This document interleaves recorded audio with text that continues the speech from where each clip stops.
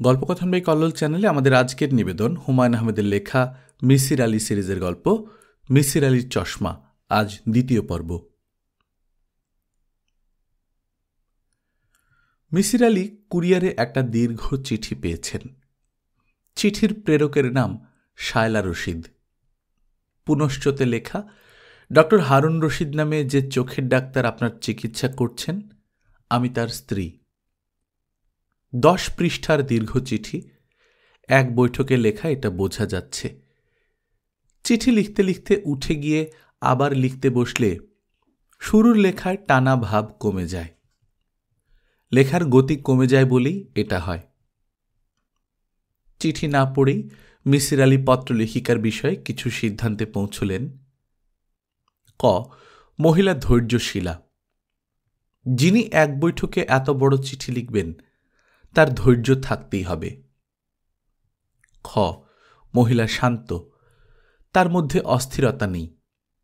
মানসিক অস্থিরতার ছাপ লেখায় চলে আসে, এই মহিলার হাতের লেখায় অস্থিরতা নেই। গ, মহিলা অত্যন্ত গোছানো, কারণ তিনি চিঠি লেখার সময় বাংলা ডিকশনারি পাশে নিয়ে বসেছেন, ভুল বানান ডিকশনারি দেখে শুদ্ধ করেছেন, প্রতিটি ভুল বানান কেটে শুদ্ধ বানান লিখেছেন।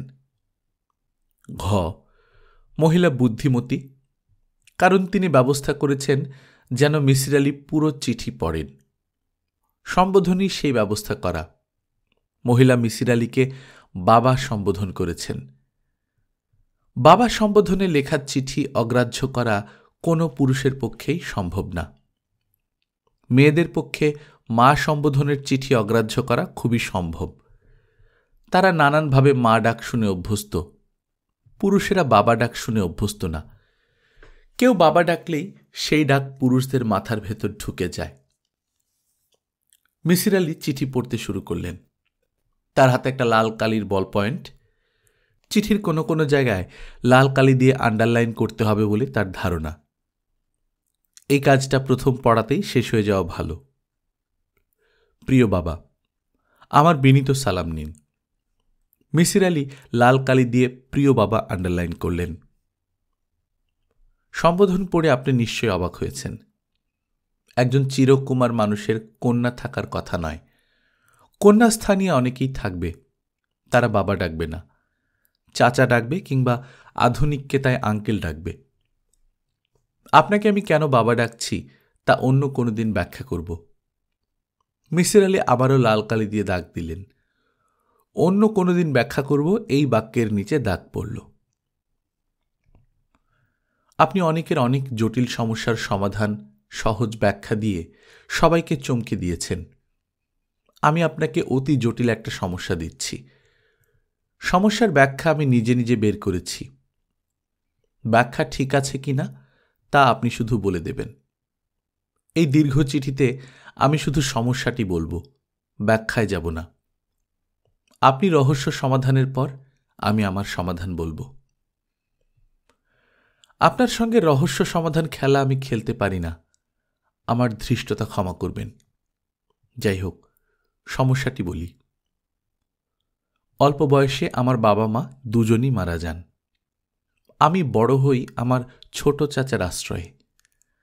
চাচা চাচি দুজনেই মহাপুরুষ পর্যায়ের মানুষ ছিলেন। আমার বাবা মা নেই, এটা তারা কোনোদিনই বুঝতে দেননি। ছোট চাচিকে আমি চাচি না ডেকে সবসময় মা ডেকেছি। চাচাকে বাবা ডাকতে শুরু করেছিলাম, চাচা ডাকতে দেননি। মিসির আলি লাল কলমে পুরো প্যারাটা দাগ দিলেন। তার ভুরু সামান্য কুঞ্চিত হল। মেয়েটি কেন তাকে বাবা সম্বোধন করেছে তা মনে হয় পরিষ্কার হতে শুরু করেছে। সে নিজের বাবাকে বাবা ডাকতে পারেনি, চাচাকে ডাকতে গিয়েছিল, অনুমতি পায়নি। কাউকে বাবা ডাকার তীব্র ইচ্ছা থেকেই কি বাবা সম্বোধন? মেয়েটিকে একজন ফাদার ফিগার খুঁজছে। আমার চাচা চাচি অনেক যাচাই বাছাই করে আদর্শ এক পাত্রের সঙ্গে আমার বিয়ে দিলেন। পাত্র আদর্শ কারণ তার চেহারা রাজপুত্রের মতো। আফ্রিকান কালো রাজপুত্র নয়, গ্রিক রাজপুত্র, আর্য সন্তান। আপনি তো আমার স্বামীকে দেখেছেন, বলুন সে রাজপুত্র না? এখন অবশ্য চিন্তা ভাবনায় চোখের নিচে কালি জমেছে, মাথায় টাক পড়েছে।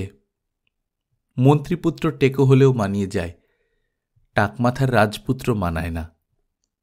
যাই হোক, আমার রাজপুত্র ডাক্তার, পড়াশোনা করেছেন আমেরিকায়, ব্রিলিয়ান্ট ছাত্র। চোখের কর্নিয়া রিপ্লেসমেন্টের একটি বিশেষ অপারেশন তার আবিষ্কার। মেডিকেল জার্নালে হারুনস কর্নিয়া গ্রাফটিং হিসেবে এর উল্লেখ আছে। এই রাজপুত্রের ঢাকা শহরের ওয়ারিতে একটা দোতলা বাড়ি আছে। বাড়ির নাম ছায়া কুটির। ছায়া আমার শাশুড়ির ডাকনাম। আমার শ্বশুর সাহেব স্ত্রীকে যে নামে ডাকতেন, বাড়ির কপালেও সেই নাম জুটল। তাদের দুটো গাড়ি আছে, একটা কালো রঙের মরিস মাইনর, একটা লাল রঙের ভোক্সওয়াগন। আমার শ্বশুর সাহেব ব্যাংকার ছিলেন, হাসি খুশি ফুর্তিবাজ মানুষ। বিয়ের পাঞ্চিনিতে আমি তাকে প্রথম দেখি। আমাকে পাশে বসিয়ে তিনি বললেন, আমার ছেলে আমাকে ডাকে বাবুই। তাকে শেখানো হয়েছিল বাবাই ডাক, সে ডাকা শুরু করল বাবুই। আমি তার কাছে হয়ে গেলাম পক্ষী। তুমিও আমাকে বাবুই ডাকবে। পুত্র এবং পুত্রবধূ দুজনের কাছে আমি পক্ষী হিসেবে থাকব বলি তিনি হা হা করে হাসতে লাগলেন। আমার শ্বশুর সাহেবকে আমার বাবুই ডাকা হয়নি। আমাদের বিয়ে হলো রাত 8টায়। উনি সেই রাতেই 11টার দিকে মারা গেলেন। বিয়ের আনন্দ বাড়ির শোকে ডুবে গেল। আমার শাশুড়ি এমনভাবে আমার দিকে তাকালেন যেন আমি সাক্ষাৎ ডাইনি। আমার কারণেই আমার শ্বশুর মারা গেছেন। আমি দিশেহারা হয়ে গেলাম। বাসর রাত নিয়ে কত সুন্দর সুন্দর গল্প শুনেছি। আমাদের বাসর রাত ছিল বেহুলা লক্ষিন্দর টাইপ বাসর, যেন আমাদের দুজনের মাঝখানে কিলবিল করছে ভয়ঙ্কর কালো সাপ। আমার শাশুড়ি শান্ত প্রকৃতির মানুষ ছিলেন, কথাবার্তা খুব কম বলতেন, শুধু নিজের ছেলের সঙ্গে গলা নিচু করে নানান কথা বলতেন। তিনি এক অর্থে ভাগ্যবতী ছিলেন, ছেলে পেয়েছেন মাতৃভক্ত। বিদ্যাসাগর মায়ের জন্য সাঁতরে দামোদর নদী পার হয়েছিলেন। আমার শাশুড়ির ছেলে মায়ের জন্য সাঁতরে যমুনা পার হতো যদি সে সাঁতার জানত। হারুন সাঁতার জানে না। হারুনের মাতৃভক্তির নমুনা না দিলে আপনি বুঝবেন না। আমি দিচ্ছি। আমার শাশুড়ি তার শোবার ঘরের দরজা কখনো বন্ধ করতেন না। সারা রাত দরজা খোলা থাকত, কারণ তার ছেলের ভয় পাওয়া রোগ আছে। ভয় পেলে সে যেন যে কোনো সময় মার ঘরে যেতে পারে সেই ব্যবস্থা। এমন অনেকবার হয়েছে, গভীর রাতে ঘুম ভেঙে দেখেছি আমার বিছানার পাশে সে নেই। আমি আমার শাশুড়ির ঘরে উঁকি দিয়ে দেখেছি মাতা পুত্র খাটের উপর বসে গল্প করছে, দুজনই আনন্দিত। আমি সব সময় চেষ্টা করতাম ওরা যেন আমার উপস্থিতির টের না পায়, কিন্তু প্রতিবারই আমার উপস্থিতি আমার শাশুড়ি টের পেতেন এবং বিরক্ত কিন্তু শান্ত স্বরে বলতেন, বৌমা তুমি শুয়ে পড়ো, আমি ওকে পাঠাচ্ছি। আমার আর হারুনের আলাদা কোনো জীবন ছিল না। মনে করুন কোনো রেস্টুরেন্টে খেতে যাব, সেখানেও আমার শাশুড়ি। হারুন মাকে ছাড়া কোথাও যাবে না। আমার শাশুড়ি আপত্তি করতেন। তিনি বলতেন, তোরা দুজনে খেতে যাচ্ছিস, জানা আমি কেন? হারুন রেগে গিয়ে বলতো, তোমাকে ছাড়া আমি যদি রেস্টুরেন্টে খেতে যাই তাহলে আমার নাম হারুন রশিদ না, আমার নাম কুত্তা রশিদ। এরপর আর কারোরই কিছু বলার থাকে না। তবে একবার শুধু আমরা দুজন কক্সবাজারে বেড়াতে গিয়েছিলাম। গাড়ি নিয়ে গিয়েছিলাম। গাড়ি হারুন ড্রাইভ করেছে, আমি বসেছি তার পাশে। কি আনন্দের ভ্রমণ যে সেটা ছিল! থামতে থামতে যাওয়া, পথের পাশের ছোট্ট চায়ের দোকানে গাড়ি থামিয়ে চা খাওয়া, যাওয়ার পথে এক জায়গায় হাট পড়ল, আমরা গ্রাম্য হাটে ঘুরে বেড়ালাম, কাঁচামরিচ পটলের দাম করলাম। হারুন বলল, ওই দেখো গরু ছাগলের হাট, দরদাম করে একটা ছাগল কিনে ফেলবো নাকি? আমি বললাম, কিনবেই যখন ছাগল কেন, এসে একটা গরু কিনে ফেলি, গাড়ির ছাদে করে নিয়ে যাই। আনন্দ করতে করতে আমরা কক্সবাজারে পৌঁছলাম 8টার দিকে। পর্যটনের একটা মোটেল আছে, শৈবাল নাম, সেখানে আমাদের একটা ডিলাক্স রুম বুকিং দেয়া ছিল। শৈবালের লাউঞ্জে এসে আমি হতভম্ব হয়ে দেখি আমার শাশুড়ি বিশাল এক সুটকেস নিয়ে লাউঞ্জে বসে আছেন। প্রথমে ভাবলাম চোখে ভুল দেখেছি। আমি হারুনের দিকে তাকালাম। সে আনন্দিত গলায় বলল, শালা, মাকে দেখে তুমি সারপ্রাইজ হয়েছে কিনা বলো। আমি শীতল গলায় বললাম, হয়েছি, সারপ্রাইজ হয়েছি। সে বলল, বেশি সারপ্রাইজ না মিডিয়াম সারপ্রাইজ? আমি বললাম, বেশি সারপ্রাইজ। হারুন বলল, তোমাকে সারপ্রাইজ দেওয়ার জন্য আমি এই কাজটা করেছি। মাকে প্লেনের টিকিট কেটে দিয়ে এসেছিলাম।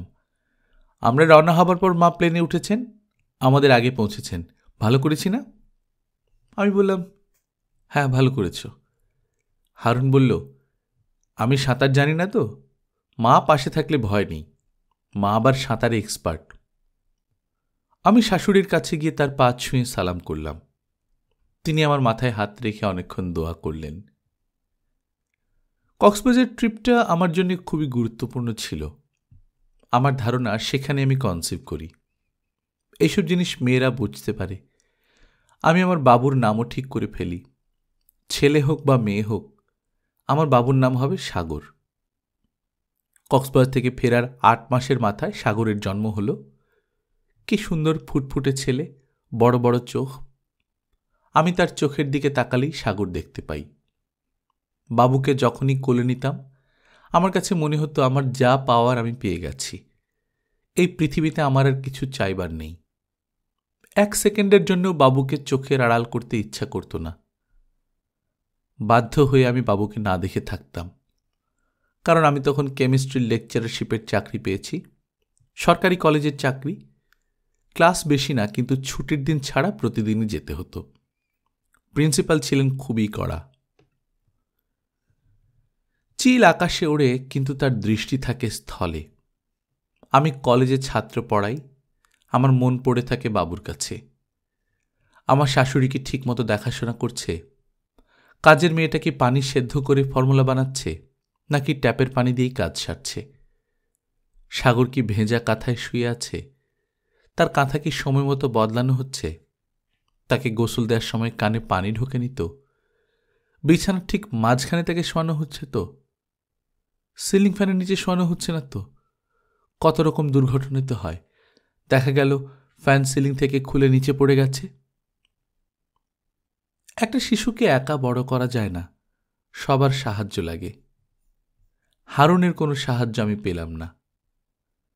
সব বাবাই প্রথম সন্তান নিয়ে দারুণ আহ্লাদ করে। বাচ্চা কোলে নিয়ে বসে থাকা, ছবি তোলা। হারুন তার কিছুই করল না।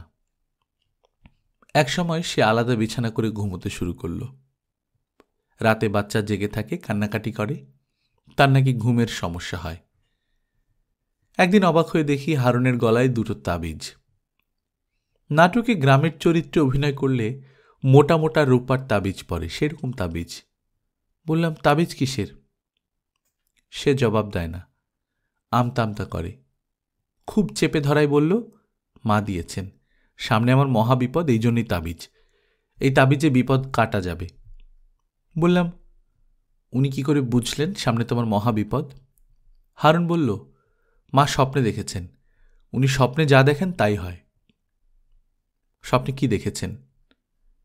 হারুন অন্যদিকে চোখ ফিরিয়ে বলল, মার স্বপ্ন তোমাকে বলবো না। কেন বলবে না? মা নিষেধ করেছেন। আমি অতি দ্রুত 2 2 4 মেলালাম। আমাকে স্বপ্ন বলতে নিষেধ করা হয়েছে, এর অর্থ একটাই, স্বপ্নে আমার ভূমিকা আছে। খুব সম্ভব হারুনের মহাবিপদের সঙ্গে আমি যুক্ত। আমি বললাম, তোমার মহাবিপদে কি আমার কোনো ভূমিকা আছে? মহাবিপদটা কি আমি ঘটাচ্ছি? হারুন মেঝের দিকে তাকিয়ে বলল, বললাম, তোমাকে আমি খুন করছি এরকম কিছু? হারুন আবার বলল, খুনটা কিভাবে করছি? গলা টিপে? ছুরি দিয়ে গলা কেটে। এই জন্যই তুমি আলাদা ঘুমাও? হ্যাঁ। তুমি বুদ্ধিমান আধুনিক একজন মানুষ, বিদেশে পড়াশোনা করেছ, স্বপ্নের মতো হাস্যকর জিনিস তুমি বিশ্বাস করো না? তাহলে গলায় তাবিজ ঝুলিয়ে ঘুরছ কেন? তাবিজ খোলো। না। না কেন?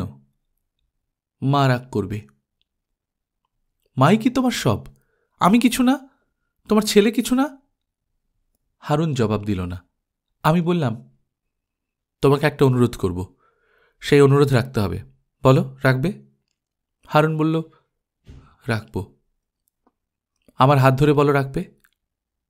হারুন আমার হাত ধরে বলল, সে অনুরোধ রাখবে, এবং আমার এই অনুরোধের কথা মাকে জানাতে পারবে না।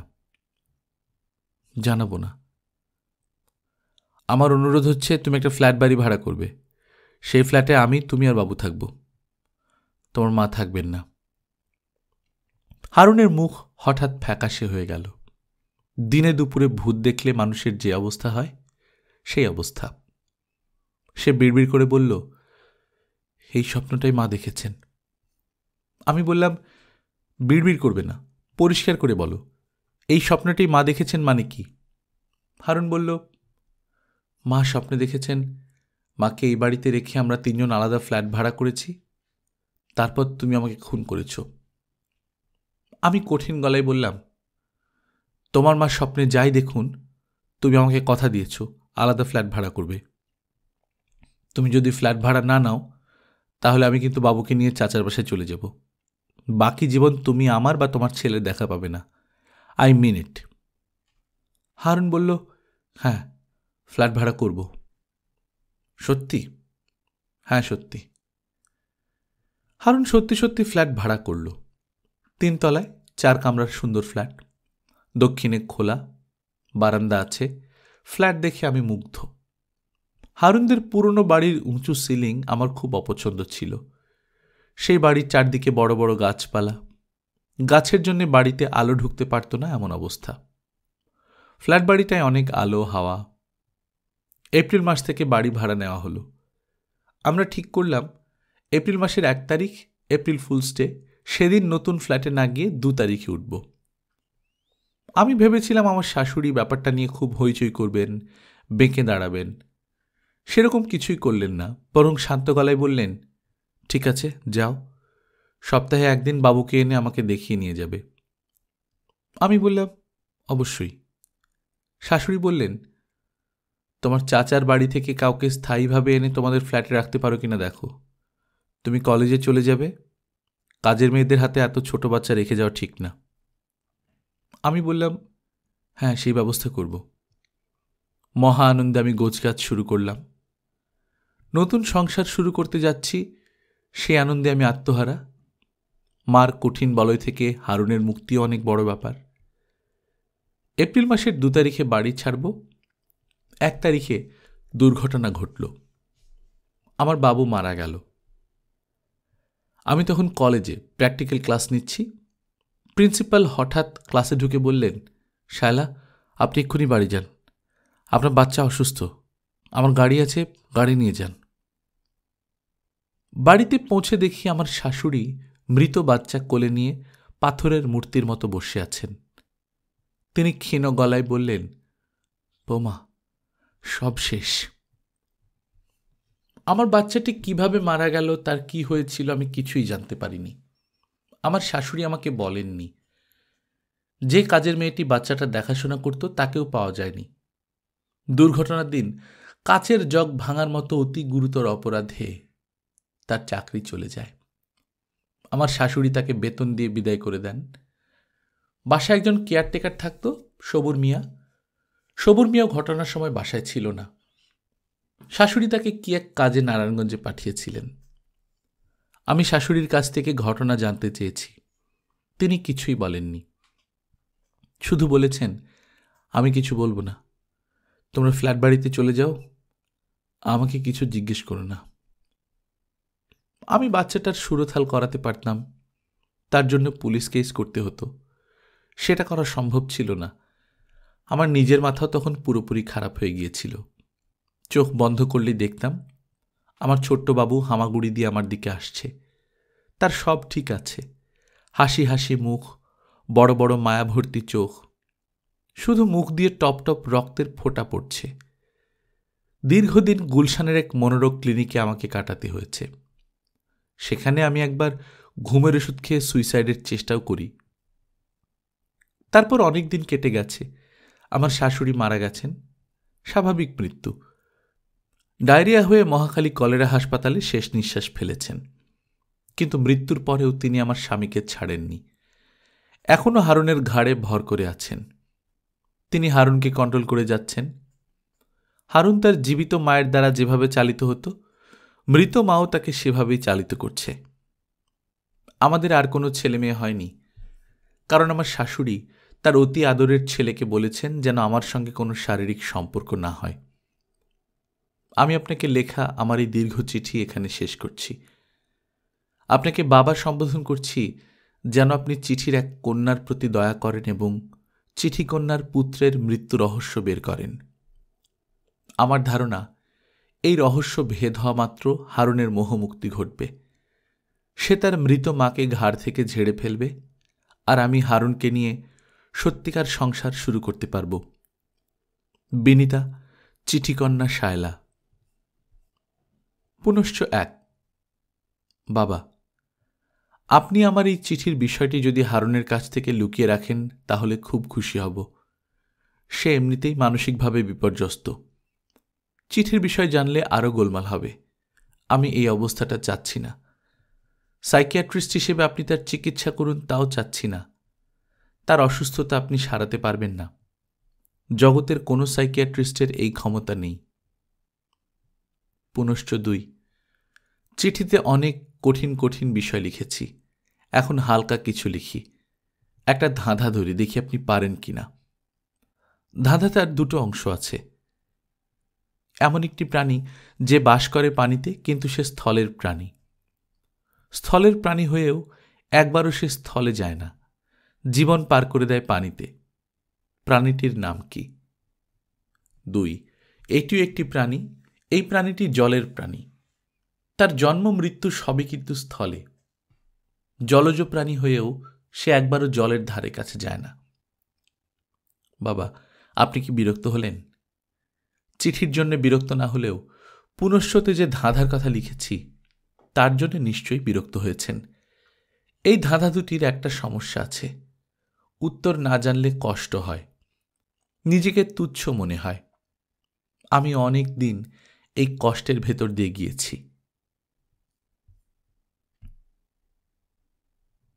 প্রিয় পাঠক, আপনারা মিসির আলীর চশমা বইটির প্রথম 2টি অধ্যায় শুনলেন। প্রথম অধ্যায় 2টি হল প্রস্তাবনা। এখন আমি মূল অংশে যাচ্ছি। এই অংশটি লেখক উত্তম পুরুষে লিখেছেন, কারণ লেখক নিজেও গল্পে যুক্ত। এক একজন মানুষের গল্প বলার স্টাইল এক এক রকম। অতি সাধারণ কথা মিসির আলী যখন বলেন, তখন মনে হয় দারুণ রহস্যময় কোনো কিছুর বর্ণনা দিচ্ছেন। উদাহরণ দিই। একদিন তার বাসায় গেছি। তিনি জানলার পাশে বসে গল্প করছেন। গল্পের এক পর্যায়ে বললেন, বুঝলেন ভাই, তখন জানলা দিয়ে তাকিয়ে দেখি এত বড় একটা চাঁদ। এত বড় চাঁদ কথাটা তিনি এমনভাবে বললেন যে শুনে আমার গা ছমছম করে উঠল। আমি চমকে জানলা দিয়ে আকাশের দিকে তাকালাম, অথচ চমকাবার কিছু নেই। পূর্ণিমার রাতে জানলা দিয়ে এত বড় চাঁদ দেখা যেতেই পারে। এই মিসির আলী আবার অতি ভয়ঙ্কর ব্যাপার এমন সাদামাটা ভাবে বলেন যেন এটা কিছুই না, এরকম রোজই ঘটছে। এক সিরিয়াল কিলার প্রসঙ্গে বলতে গিয়ে হাই তুলতে তুলতে বললেন, লোকটার অভ্যেস ছিল খেজুরের কাঁটা দিয়ে ভিকটিমের চোখ গেলে দেয়া। তার বলার ভঙ্গি, বলতে বলতে হাই তোলা, এসব থেকে শ্রোতাদের ধারণা হবে খেজুরের কাঁটা দিয়ে চোখ তোলা নিত্য নৈমিত্তিক ব্যাপার, এমন কিছু না। আমি অনেকদিন থেকেই মিসির আলীকে বলছিলাম, তার রহস্য সমাধানের প্রক্রিয়ায় খুব কাছ থেকে আমি যুক্ত হতে চাই। আমি দেখতে চাই তিনি কাজটা কিভাবে করেন, লজিকের সিঁড়ি কিভাবে পাতেন। রহস্যের প্রতি আমার তেমন আগ্রহ নেই। আমার আগ্রহ রহস্যভেদ প্রক্রিয়ার প্রতি। সুযোগ সে অর্থে আসেনি। আমি নিজে অত্যন্ত ব্যস্ত থাকি। মিসির আলী ঘর কোনো মানুষ, তিনি নিজেও তার মানসিক জগৎ নিয়ে ব্যস্ত। আমাদের দুজনের দেখা হয় না বললেই হয়। এই সময় আমি আমার পারিবারিক ট্র্যাজেডির নায়ক হয়ে বসলাম। সমাজের একজন দুষ্ট মানুষ হিসেবে আমার পরিচয় ঘটল এবং মিটিং করে নিজের বাড়ি থেকে বের করে দেয়া হলো। পত্রপত্রিকাগুলোতে ছাপার মতো খবর অনেকদিন ছিল না। তারা মনের আনন্দে আমাকে নিয়ে নানান গল্প ফাঁদতে লাগল। মিসির আলি সাহেবের যে গল্পটি এখানে লিখছি সেখানে আমার ব্যক্তিগত গল্পের স্থান নেই বলেই নিজের গল্প বাদ থাকল। অন্য কোনো দিন সেই গল্প বলা হবে। যাই হোক, আমি বাড়ি থেকে বিতাড়িত হয়ে কিছুদিন বন্ধুবান্ধবদের সঙ্গে থাকার চেষ্টা করলাম। বন্ধুবান্ধবরা তেমন আগ্রহ দেখালো না। মহাবিপদ কে সেধে পুষতে চায়? আমাকে দূরে রাখাই মঙ্গল। বাধ্য হয়ে উত্তরে একটা ফ্ল্যাট ভাড়া করলাম। 3 তলায় একা থাকি। দিনের বেলা অফিসের একজন পিয়ন থাকে। হোটেল থেকে খাবার এনে দিয়ে সন্ধ্যায় নিজের বাসায় চলে যায়। আমি তাকে চক্ষু লজ্জায় বলতে পারি না যে তুমি থাকো। এত বড় ফ্ল্যাটে একা থাকতে ভয় পাই। ভয় পাওয়ার কারণ হচ্ছে আমি মোটামুটি নিশ্চিত ফ্ল্যাটে আমি একা থাকি না। আমার সঙ্গে বিদেহী কোনো আত্মাও থাকেন। তিনি গভীর রাতে কাঠের মেঝেতে হাঁটাহাঁটি করেন, শব্দ করে নিঃশ্বাস নেন, রান্নাঘরে পানির ট্যাপ ছেড়ে হাতে মুখে পানি দেন। এক রাতের ঘটনা তো ভয়ঙ্কর। রাত 3টা বাজে, বাথরুমে যাবার জন্য বিছানা ছেড়ে নেমেছি। হঠাৎ দেখি ঘরের মধ্যে বেঁটে মতন এক ছায়ামূর্তি। সে আমার চোখের সামনে দিয়েও ঘরের এক মাথা থেকে আরেক মাথায় চলে গেল। আমি বিকট চিৎকার দিতে গিয়েও দিলাম না। চিৎকার দিয়ে তো লাভ নেই। যে বিদেহী আত্মা আমার সঙ্গে বাস করেন তিনি ছাড়া আমার চিৎকার কেউ শুনবে না। এরপর থেকে ওই বাড়িতে রাত কাটানো আমার জন্য বিরাট সমস্যা হয়ে দাঁড়ালো। সন্ধ্যার পর প্রতিটি ঘরের বাতি জ্বালিয়ে রাখি। কারেন্ট চলে যেতে পারে এই ভয়ে সব ঘরেই চার্জার। আমার বালিশের নিচে থেকে টর্চ লাইট, হাতের কাছে টেবিলে দিয়াশলা এবং মোমবাতি। লোহার সঙ্গে রাখলে ভূত আসে না। আমার শোবার ঘরে এই কারণেই রড আয়রনের খাট কিনে সেট করা হলো। তারপরও ভয় কাটে না। রাতগুলো বলতে গেলে জেগে জেগেই কাটাই। আমার এই বিপর্যস্ত মানসিক অবস্থার সময় মিসির আলি হঠাৎ খুঁজে খুঁজে বাসায় উপস্থিত হলেন। তিনি এসেছেন পত্রপত্রিকা পড়ে। মিসির আলি আবেগপ্রবণ মানুষ কখনো ছিলেন না। তার আবেগ এবং উচ্ছ্বাস খুবই নিয়ন্ত্রিত। তারপরও তিনি যথেষ্ট আবেগ দেখালেন এবং আমাকে বললেন, আপনার মতো গৃহী মানুষকে ঘর ছাড়া দেখে খারাপ লাগছে। বলুন, আপনার জন্য কি করতে পারি? বলেই তিনি আমার মাথায় হাত রাখলেন। যেন অল্প বয়সের কোনো অভিমানী যুবক আমি, আমাকে সান্ত্বনা দেয়া প্রয়োজন।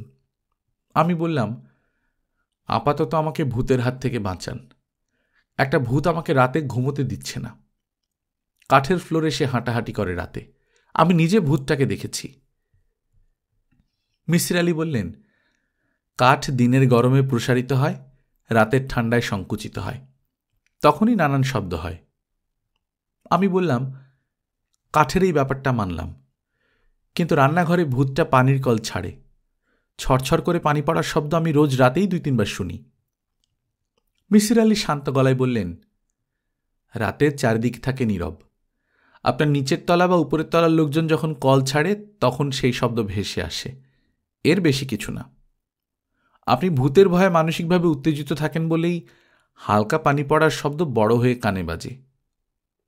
আমি বললাম, সরাসরি যে ভূত দেখেছি সেটা কি? বিছানা থেকে নেমে বাথরুমে গেলাম। হাঁটু সাইজের একটা ভূত দেয়ালের এ মাথা থেকে ও মাথা পর্যন্ত গেল এবং মিলিয়ে গেল। মিসির আলি বললেন, আপনি নিজের ছায়া দেয়ালে দেখেছেন। ঘরের সব বাতি নিভিয়ে দিন, ওই রাতের মতো বিছানা থেকে নামুন, বাথরুমে যান, নিজের ছায়া দেখবেন। আমি তাই করলাম। নিজের কোনো ছায়া দেখলাম না। মিসির আলি মোটেও বিচলিত হলেন না। তিনি বললেন, ওই রাতে নিশ্চয়ই আপনার টিভি খোলা ছিল। টিভি স্ক্রিন থেকে আসা আলোয় আপনার ছায়া পড়েছে। টিভি ছাড়ুন। আমি টিভি ছাড়তেই দেয়ালে নিজের ছায়া দেখলাম। মিসির আলি বললেন, হেঁটে বাথরুম পর্যন্ত যান, ছায়াকেও হেঁটে যেতে দেখবেন। আমি বললাম, এখন আর তার প্রয়োজন দেখছি না। মিসির আলি বললেন, ভয় কেটেছে? আমি হ্যাঁ সূচক মাথা নাড়লাম। মিসির আলি বললেন, এখন কি রাতে বাতি নিভিয়ে ঘুমোতে পারবেন? আমি বললাম, না। মিসির আলি বললেন, বাতি জ্বালিয়েই ঘুমোবেন, সমস্যা কিছু নেই। ঘুমোবার জন্য অন্ধকার পূর্বশর্ত না। ভালো কথা। এ বাড়িতে গেস্ট রুম আছে না? আমি বললাম, আছে। আগামী কয়েকদিন যদি আমি আপনার গেস্ট রুমে বাস করি তাহলে কোনো সমস্যা হবে? কেন থাকতে চাচ্ছেন? এমনি, অনেকদিন একা বাস করছেন, একজন সঙ্গী পেলে আপনার ভালো লাগবে। কবে থেকে থাকা শুরু করবেন? আজ থেকেই।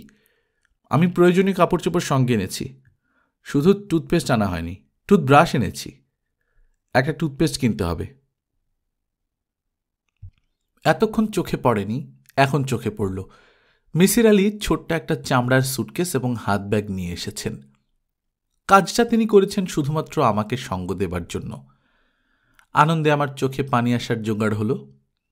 প্রিয়জনদের নিষ্ঠুরতায় মানসিকভাবে ক্ষুদ্র হয়েছিলাম। হঠাৎ করেই সেই ক্ষুদ্রতা দূর হল। মিসির আলি বললেন, আপনি অনেকদিন থেকে বলছিলেন আমার কোনো একটা রহস্যভেদ প্রক্রিয়ার সঙ্গে যুক্ত থাকতে চান। এই মুহূর্তে আমি একটা রহস্য নিয়ে ভাবছি। আপনি চাইলে এই প্রক্রিয়ার সঙ্গে যুক্ত থাকতে পারেন। আমি আগ্রহের সঙ্গে বললাম, অবশ্যই যুক্ত হতে চাই। 10 পৃষ্ঠার একটা চিঠি এখনই আপনাকে দিচ্ছি। রসায়নের একজন অধ্যাপিকা চিঠিটা দিয়েছেন। আপনি মন দিয়ে চিঠিটা 3 বার পড়বেন। ইতিমধ্যেই আমি আপনার গেস্ট রুমে স্থায়ী হচ্ছি। ভালো কথা, আপনার এখানে কি চা খাওয়ার ব্যবস্থা আছে? না, রাতে ঘুম না এলে আমাকে চা খেতে হয়। টি ব্যাগ, চা, চিনির ব্যবস্থা করা দরকার। রান্নার চুলা ঠিক আছে তো? জানি না। মিসির আলি বললেন, আজ আপনি চিঠি পড়ুন, আমি পরিস্থিতি পর্যালোচনা করি। আমি চিঠি নিয়ে বসলাম। যথেষ্ট মনোযোগ দিয়েই পড়তে শুরু করলাম। 1-2 পৃষ্ঠা পড়ার পরই স্বীকার করতে বাধ্য হলাম, রসায়নের এই অধ্যাপিকার বাংলা গদ্যের উপর ভালো দখল আছে। হাতের লেখাও গোটা গোটা, নির্ভুল বানান। চিঠির মূল বক্তব্য সন্তানের মৃত্যু রহস্যের সমাধান। আমার কাছে সমাধান খুব কঠিন বলে মনে হল না। সন্তানের মা সমাধান নিজেই করেছেন। সমাধানের স্পষ্ট ইঙ্গিত চিঠিতেই দেওয়া। ভদ্রমহিলা তার শাশুড়িকে দায়ী করেছেন, সেটাই স্বাভাবিক। খুনি বৃদ্ধার মোটিভও পরিষ্কার। এই বৃদ্ধা তার ছেলেকে কাছে রাখতে চান। তিনি চান না ছেলে আলাদা ফ্ল্যাট ভাড়া করে থাকুন। ছেলেকে পাশে রাখার জন্যে যে ভয়ঙ্কর পরিকল্পনা তিনি করেছেন তা কাজ করেছে। ছেলে নতুন ফ্ল্যাটে ওঠেনি। যে রহস্যের কথা চিঠিতে বলা হয়েছে সেই রহস্য সাদামাটা রহস্য। রহস্য ভেদের জন্য মিসির আলির মতো মানুষ লাগে না। আমার মতো গড়পর্তা মেধার যে কোনো মানুষই এই রহস্য ভেদ করবে। অনেকদিন পর হোটেলের রান্নার বাইরে খাবার খেলাম। বাবুর্চি মিসির আলি সাহেব। চিকন চালের ভাত, আলু ভর্তা, ডিম ভাজি এবং ডাল। খেতে বসে মনে হলো অনেকদিন এত ভালো খাওয়া হয়নি। মিসির আলি বললেন, বাঙালি রান্না 2 রকম, ব্যাপক আয়োজনের রান্না এবং আয়োজনহীন রান্না। আপনাকে কিছু রান্না আমি শিখিয়ে দেব, নিজে রাঁধবেন, নিজে রান্না করে খাবেন। আলু ভর্তার জন্য আলু আলাদা করে সিদ্ধ করতে হবে না, ভাতের সঙ্গে দিয়ে দেবেন। ডাল রান্নার মূল মন্ত্র হচ্ছে সিদ্ধ। যত সিদ্ধ হবে ডাল খেতে তত ভালো হবে, তবে তেলে বাগার দিতে হবে। সিদ্ধ হতে হতে ডাল যখন কলয়েড ফর্মে চলে যাবে তখন বাগার প্রক্রিয়া শুরু করবেন। বাগারের কারণে তেল ডালের কণার উপর আস্তরণ তৈরি করবে। বাগারের তেলে বাঙালি মেয়েরা পেঁয়াজ রসুন ভেজে নেয়। আমি তার প্রয়োজন দেখি না। পেঁয়াজ রসুন ছাড়া ডাল রাঁধে বিধবারা, সেই ডাল খেতে সুস্বাদু। ইলিশ মাছ খুব অল্প আঁচে সিদ্ধ হয়, এটা কি জানেন? জানি না। মশলা মেখে ইলিশ মাছের টুকরো রোদে রেখে দিলেও সিদ্ধ হয়ে যায়। আপনাকে রোদে রাখতে হবে না, গরম ভাতের উপর রেখে ঢাকনা দিয়ে রাখলেই হবে। মশলা কি? মশলা কি? মশলা হচ্ছে লবণ, আর কিছু না। বাঙালি মেয়েরা ভাপা ইলিশে নানান মশলা দেয়। মশলা মাছের স্বাদ নষ্ট করে। কোনোরকম মশলা ছাড়া ভাপা ইলিশ একবার খেলেই আপনার আর মশলা খেতে ইচ্ছে করবে না। আমি ঘোষণা করলাম, আগামীকাল রাতের সব রান্না আমি করব। মেনু ইলিশ মাছ, ডাল, আলু ভর্তা। ভালো ঘিও কিনে আনব। গরম ভাতের উপর 1 চামচ ঘি ছেড়ে দেওয়া হবে। ভাতের গন্ধের সঙ্গে ঘিয়ের গন্ধ মিলে অমৃত সম কিছু তৈরি হবার কথা। ভেবেই আনন্দ পাচ্ছি এবং এক ধরনের উত্তেজনাও বোধ করছি। দুপুরে বাজার করতে হবে, একটা ফ্রিজও কেনা দরকার। মিসির আলি হঠাৎ বললেন, ব্যাচেলর জীবনে কিছু আনন্দ আছে, তাই না? আমি ধাক্কার মতো খেলাম। আমার মনে হলো রান্নাবান্নার এই বিষয়টি মিসির আলি ইচ্ছে করে আমার ভেতর ঢুকিয়েছেন, যেন আমি ব্যস্ত থাকতে পারি। রাতের খাওয়া শেষে দুজন বারান্দায় চেয়ার পেতে বসেছি। দক্ষিণমুখী বারান্দা, ভালো হাওয়া দিচ্ছে। দুজনের হাতেই সিগারেট। মিসির আলি সিগারেটে লম্বা টান দিয়ে বললেন, আজকাল সিগারেটের প্যাকেটে লেখা থাকে ধূমপান মৃত্যু ঘটায়, পড়েছেন? আমি বললাম, পড়েছি। মিসির আলি বললেন, আমার নিজের ধারণা সিগারেটের প্যাকেটে এই সতর্কবাণী দেওয়ার পর থেকে সিগারেটের বিক্রি অনেক বেড়েছে। আমি অবাক হয়ে বললাম, কেন? মিসির আলি হাই তুলতে তুলতে বললেন, মানুষের মৃত্যু বিষয়ে আছে প্রচণ্ড ভীতি। সে মৃত্যু কি জানতে আগ্রহী। এই আগ্রহের কারণে অবচেতনভাবেই মানুষ মৃত্যুর কাছাকাছি যেতে চায়। সিগারেট সেই কাছাকাছি থাকার সহজ উপায়। আমি বললাম, যুক্তি খারাপ না। মিসির আলি আগ্রহের সঙ্গে বললেন, যারা ছাদে বেড়াতে চায় তাদেরকে দেখবেন একসময় ছাদের রেলিংয়ে বসেছে। অতি বিপজ্জনক জেনেও এই কাজটা করছে, তার মূল কারণ একটাই, মৃত্যুর কাছাকাছি যাওয়া। মানুষ অতি বিচিত্র প্রাণী। ভালো কথা, আপনি কি আমার কন্যার চিঠিটা পড়েছেন? 3 বার পড়তে বলেছিলেন, আমি 2 বার পড়েছি। মিসির আলি আগ্রহ নিয়ে বললেন, চিঠিটা পড়ে কি কোনো খটকা লেগেছে? আমি বললাম, হুট করে আপনাকে বাবা ডাকাটায় সামান্য খটকা লেগেছে। বাবা ডাক ছাড়া চিঠিতে আর কোনো খটকা নেই। চিঠির রহস্য তো আপনার মতো মানুষের পক্ষে মুহূর্তেই বের করার কথা। মিসির আলি নিচু গলায় বললেন, রহস্য বের করেছি। একটা কাগজে লিখে খামে বন্ধ করে রেখেছি। খামটা আপনি রাখবেন, তবে খুলে এখন পড়বেন না। কখন পড়ব? আপনি নিজে যখন রহস্যভেদ করবেন তখন পড়বেন। আমি রহস্যভেদ করব? হ্যাঁ, আপনি করবেন। আমি আপনাকে সাহায্য করব। আপনি একা বাস করছেন, রহস্য নিয়ে কিছুদিন ব্যস্ত থাকবেন, মানব মনের গতি প্রকৃতি জানবেন। আপনি লেখক মানুষ, এতে আপনার লাভই হবে। বললাম, সাগর নামের বাচ্চাটা তার দাদির হাতে খুন হয়েছে, এটা তো পরিষ্কার বোঝা যাচ্ছে। মিসির আলি বললেন, চট করে সিদ্ধান্তে যাবেন না। মানসিকভাবে সম্পূর্ণ অসুস্থ না হলে কেউ এই কাজ করতে পারে না। আপনার চিঠিটা পড়ে কি মনে হয় ছেলেটির দাদি মানসিকভাবে অসুস্থ? না, তা মনে হয় না। তাহলে কি ছেলেটার বাবা মানসিক রোগী? চিঠিতে কিন্তু সেরকম আছে, হারুন নামের ডাক্তার তার মাকে দেখে, এইসব। মিসির আলি বললেন, এক কাজ করলে কেমন হয়? ডাক্তার ভদ্রলোকের সঙ্গে দেখা করুন, তাকে চোখ দেখাতে যান। আপনি লেখক মানুষ, উনি আপনাকে চিনতে পারবেন। আমার ধারণা উনি মন খুলে আপনার সঙ্গে কথা বলবেন। রাত অনেক হয়েছে, চলুন ঘুমোতে যাওয়া যাক। খামটা দিন। মিসির আলি পাঞ্জাবের পকেট থেকে খাম বের করে দিলেন। তিনি খাম পকেটে নিয়েই গল্প করতে এসেছিলেন। আমি বললাম, ধাঁধাটির উত্তর কি? কোন ধাঁধা? ওই যে স্থলের প্রাণী জলে বাস করে, আবার জলের প্রাণী জীবন কাটায় স্থলে। মিসির আলি বললেন, দুটা একই প্রাণী, কল্পনার প্রাণী। জলের কোনো প্রাণী স্থলে বাস করে না, আবার স্থলের কোনো প্রাণী জলে বাস করে না। যান ঘুমোতে যান, ফালতু ধাঁধা নিয়ে সময় নষ্ট করার কোনো মানে হয় না। ডাক্তার হারুনের কাছে মিসির আলি আমাকে নিয়ে গেলেন। এমনিতেই তার চোখ দেখাবার কথা, সঙ্গে আমিও দেখাবো।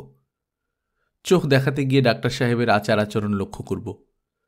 তেমন সুযোগ হলে কিছু প্রশ্ন করব। তবে প্রশ্নের প্রয়োজন নেই। মানসিকভাবে বিপর্যস্ত একজন মানুষকে দেখলেই চেনা যাবে।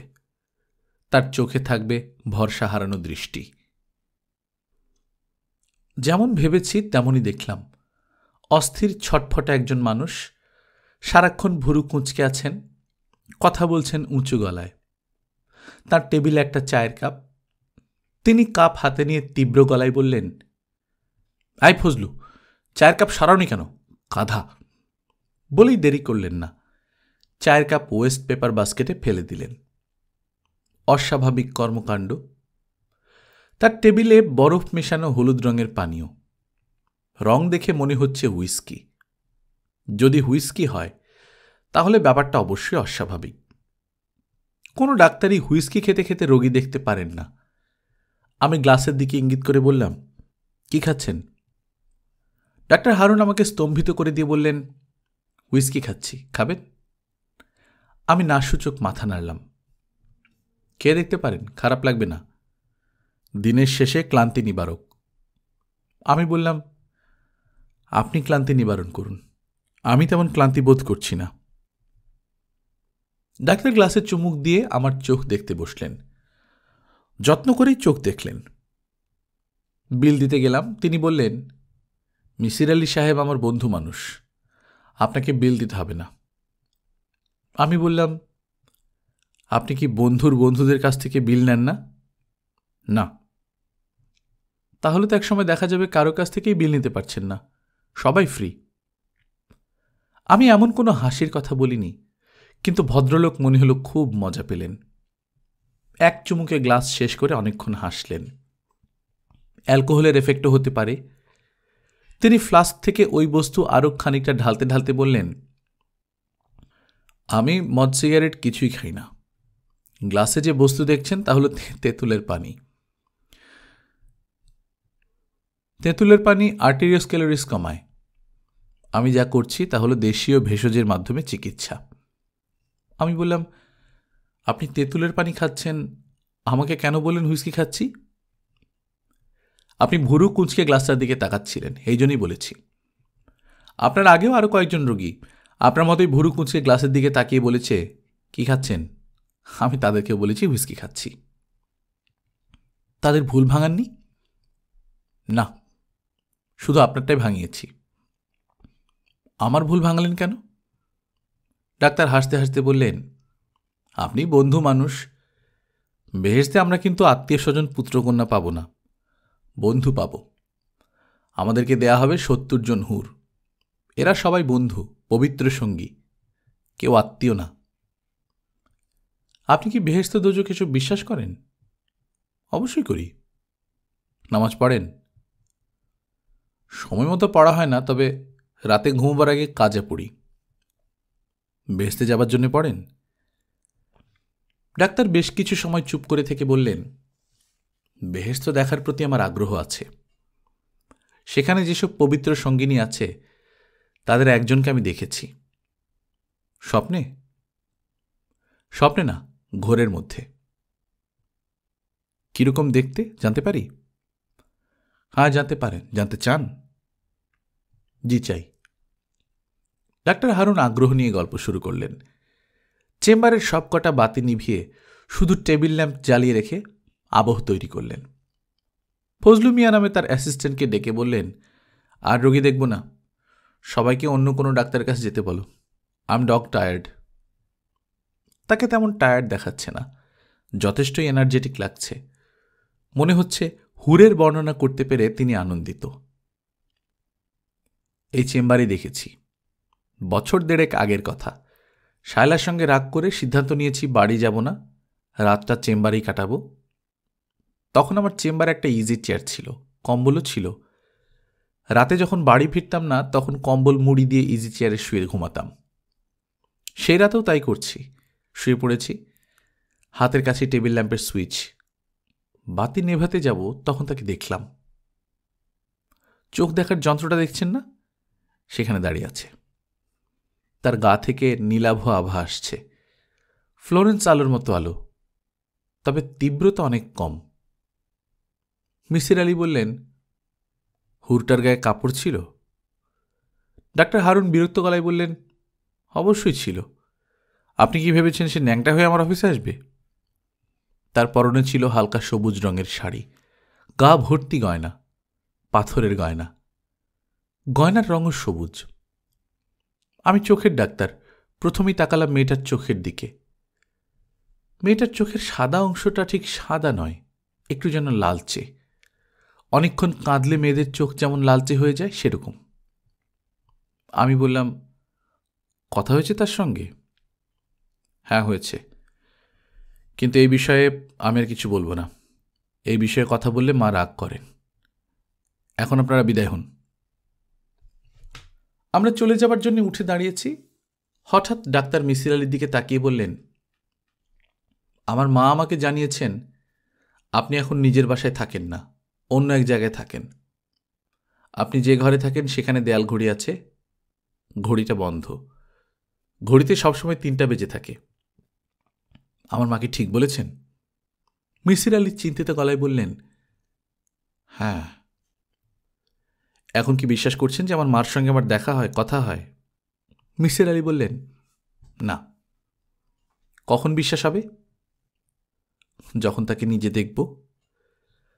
ডাক্তারের ঠোঁটের কোণায় হালকা হাসির আভাস দেখা গেল, যেন তিনি মজার কোনো কথা বলবেন বলে ভাবছেন, সিদ্ধান্ত নিতে পারছেন না। মিসির আলি বললেন, আজ উঠি? ডাক্তার বললেন, আরও কিছুক্ষণ বসুন, গাড়ি দিয়ে নামিয়ে দেব। একটা প্রশ্নের উত্তর দিন তো, আপনি কি ইলেকট্রন, প্রোটন, নিউট্রন বিশ্বাস করেন? মিসির আলি বললেন, করি। এদের তো আপনি চোখে দেখেননি, তাহলে কেন বিশ্বাস করেন? আমি চোখে না দেখলেও পৃথিবীর নানান যন্ত্রপাতি এদের অস্তিত্ব বের করেছে। একটি যন্ত্রের নাম সাইক্লোট্রন। পৃথিবীর কোনো যন্ত্রপাতি মৃত মানুষের অস্তিত্ব বের করতে পারে না। ডাক্তার বললেন, সেরকম যন্ত্রপাতি তৈরি হয়নি বলেই পারে না। আমার পড়াশোনা যদি পদার্থবিদ্যায় হতো, আমি নিজে এরকম একটা যন্ত্র বানানোর চেষ্টা করতাম। যন্ত্রটার নাম দিতাম সোল সার্চার, যে যন্ত্র আত্মা অনুসন্ধান করে বেড়াবে। মনে করা যাক এই ঘরে একটা আত্মা আছে। যন্ত্রের কাজ হবে ঘরের প্রতিটি স্কয়ার ইঞ্চির রেডিও অ্যাক্টিভিটি মাপবে, তাপ মাপবে, ইলেকট্রিক্যাল চার্জ মাপবে, ম্যাগনেটিক বলরেখার ম্যাপ তৈরি করবে। সমস্ত ডাটা কম্পিউটার সফটওয়্যারের মাধ্যমে বিশ্লেষণ করা হবে। সফটওয়্যারের কাজ হবে অ্যানোমালি ডিটেক্ট করা। ডাক্তার সাহেব প্রবল উৎসাহে বক্তৃতা দিয়ে যাচ্ছেন, যেন তিনি ক্লাস নিচ্ছেন আর আমরা দুই মনোযোগী শ্রোতা। তার ঘরে বোর্ড না থাকায় সামান্য সমস্যা হচ্ছে। যন্ত্রের খুঁটিনাটি বোর্ডে এঁকে দেখাতে পারছেন না, কাগজে কলমে এঁকে দেখাতে হচ্ছে। আমরা রাত 11:30টায় ছাড়া পেলাম। ডাক্তার সাহেব নিজেই পৌঁছে দিলেন, তবে গাড়িতেও তিনি বকবক করতেই থাকলেন, এক মুহূর্তের জন্যও থামলেন না। প্রথম যেটা করতে হবে তা হলো ম্যাগনেটিক টানেল কিংবা ম্যাগনেটিক একটা কোণ তৈরি করা। আত্মাকে যদি কোনো ক্রমে ভুলিয়ে ভালিয়ে টানেলে ঢুকিয়ে ফেলা যায়, তাহলেই কর্মকাবার। আমি বোকা বোকা মুখ করে বললাম, কর্মকাবার মানে? আত্মা মারা যাবে? মানুষ মরে তো আত্মা হয়, আত্মা মরে কি হবে? ভেবেছিলাম আমার রসিকতায় তিনি রাগ করবেন। ভাগ্য ভালো রাগ করলেন না। তিনি বোঝাতে চেষ্টা করলেন আত্মা কি। আত্মা হলো পিওর ফর্ম অব এনার্জি। আমরা যেসব এনার্জির সঙ্গে পরিচিত তার বাইরের এনার্জি। আমাদের এনার্জির ট্রান্সফরমেশন হয়, এক ফর্ম থেকে অন্য ফর্মে যেতে পারে। আত্মা নামক এনার্জির কোনো ট্রান্সফরমেশন নেই। বুঝতে পারছেন তো? আমি কিছুই বুঝতে পারছি না, তারপরেও প্রবল বেগে হ্যাঁ সূচক মাথা নাড়লাম। গল্পকথন বাই কল্লোল চ্যানেলে আপনারা শুনছেন হুমায়ুন আহমেদের লেখা মিসির আলির চশমা, আজ 2য় পর্ব। আমরা নিয়মিত গল্প পাঠ করে শোনাচ্ছি। আপনারা যারা প্রথমবারের মতো শুনছেন, কাইন্ডলি সাবস্ক্রাইব করে নেবেন। গল্প পাঠ ভালো লাগলে বন্ধুদের সঙ্গে শেয়ার করবেন। নিজে ভালো থাকবেন, আশপাশের লোকজনকে ভালো রাখবেন। টাটা।